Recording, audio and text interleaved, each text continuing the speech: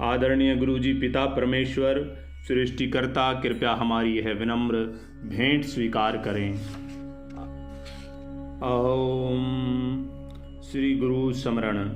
अनंत काल से हमारी मातृभूमि पर उन महापुरुषों की कृपा रही है जो इस पवित्र भूमि के कर्णधार हैं। इस देश का अस्तित्व इन महापुरुषों पर निर्भर रहा है, जिन्होंने अपनी असीम शक्तियों से धर्म की रक्षा, विकास और मर्यादा बनाए रखने में सदा अपना योगदान दिया है। समस्त देशवासियों में श्रद्धा जागृत और सबको आलिंगन करने वाली अनूठी परंपराओं का विकास करने के लिए हम सदा इनके आभारी रहेंगे। प्रागैतिहासिक काल से जब प्रतीकात्मक ढंग से पौराणिक कथाओं का प्रादुर्भाव हो रहा था, तब से ईश्वर की यह अमर संतानें देश का प्रशिक्षण और मार्गदर्शन करती रही हैं। भारतवासियों ने भी अत्यंत संयम पूर्वक इनके सम्मुख बैठकर इनके प्रवचनों का लाभ उठाया है। उनका श्रवण और करने के बाद संपूर्ण विश्व में वसुधैव कुटुंबकम की परंपरा निभाते हुए उन श्रुतियों का निरपेक्ष प्रचार किया है। भारत देश सदा से पुण्यात्माओं का प्रिय रहा है।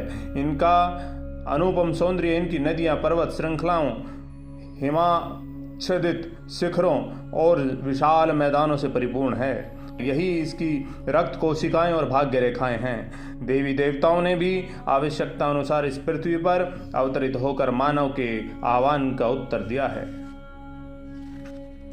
हमारे युग में गुरुजी उसी परमात्मा का अलौकिक रूप थे।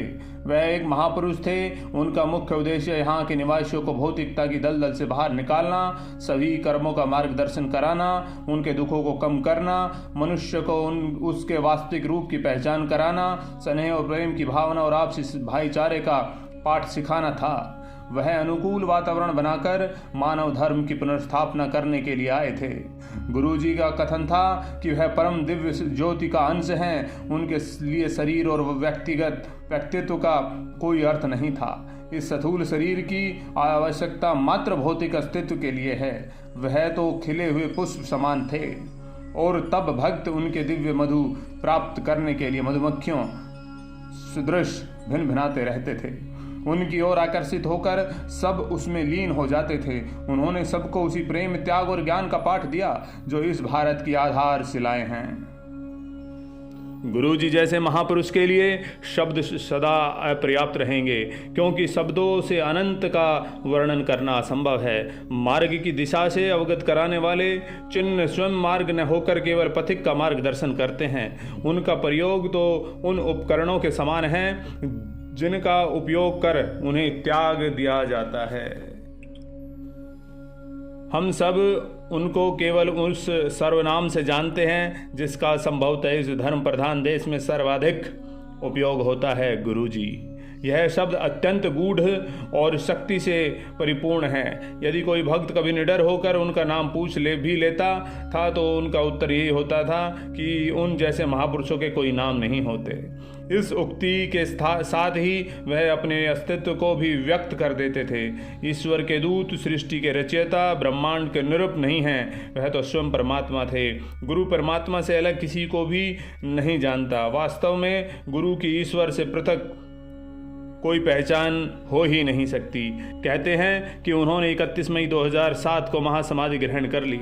हमारे इस वक्तव्य पर विश्वास करने का कारण यही है कि हम उनको भौतिक देह सहित मानव रूप में पहचानते थे